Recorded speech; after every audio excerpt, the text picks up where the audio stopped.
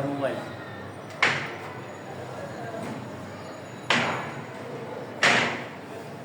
মিস্ত্রি সাহেব, আপনি যে ডোরটা করছেন কাজটা কিরকম হয়েছে? ফাইন ফাইন, সুন্দর হয়ে না? খুব fantastic। হ্যাঁ, কাস্টমারও পছন্দ করিব তো? অবশ্যই করি, অবশ্যই করি। পছন্দ করার কাজ না এটা। কাস্টমার, আপনারা দর্শক যেখান থেকে দেখছেন আপনারা সবাই লাইক শেয়ার কমেন্ট করবেন। কাজটা কিরকম হয়েছে আশা করি আপনাদের পছন্দ হবে।